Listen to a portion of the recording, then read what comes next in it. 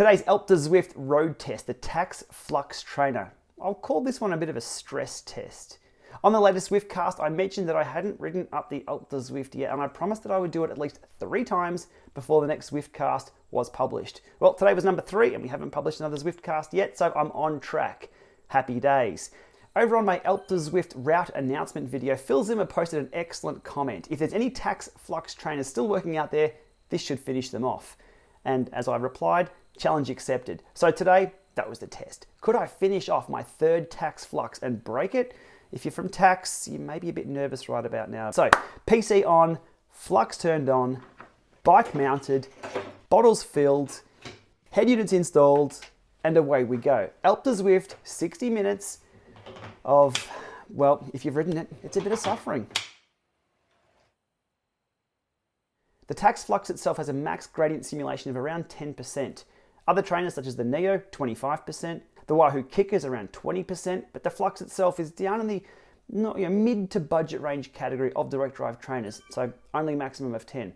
What that means is going up Alpe du Zwift where the maximum simulated gradient is up to 14%, you don't get that full immersion, that full 14% of pushback on the pedals. It'll get up to the maximum, which is around 10, and then plateau from there. So this, I guess, shortens the range of variability as you're riding up the hill.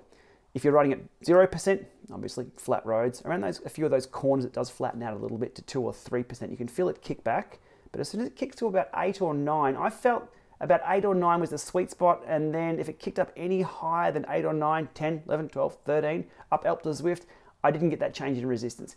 That's to be expected, that's the specification of this unit. But what that means is that for the entire route, 53 minutes it was once I hit the top, there's less variability in the pedal stroke. To put that into context, let's have a quick look at the Strava data that I have here from my ascent on the Wahoo Kicker.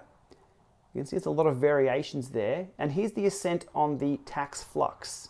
More flatlined. Again, I'm getting more experience in riding up the climb, so I'm a little smoother throughout the whole effort. So that could contribute there. But again, less of a range, less dramatic changes in the resistance. Which one was better? Well, horses for courses, really. I got to the top on the Kicker, I was spent. I really did sort of drop the hammer at the end there. On the Flux itself this morning, I got up in 53 minutes, so 40 seconds faster than on the Kicker, but I think it was a little easier this time because the effort was more smoothed out. So again, horses for the courses, didn't make it any easier, I guess, overall physiologically, but mentally, without that up and down, it allowed me to sort of get in the zone and lock in a little bit better. And a hot tip for new players, including myself, if you ever do a U-turn on a timed segment, the timing disappears. So I had to rely on a Strava segment when I got to the top there because halfway up, I'd accidentally pressed down to try and get a better camera angle. That didn't quite work out as planned. So the Strava segment told me that I did it in 53 minutes.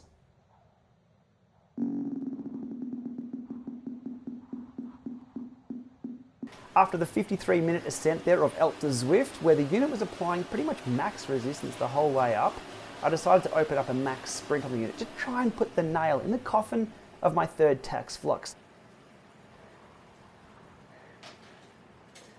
Phil, unfortunately I can't bring you a video of my Tacx Flux exploding everywhere in a big ball of flames on Alpe du Zwift. It held together just fine. Even that last nail in the coffin that I attempted with the max sprint, again, it held up just fine. So Tacx, you can sleep well at night. Phil, what's my next trainer I should use? Let me know. Okay, thanks for watching. See you soon.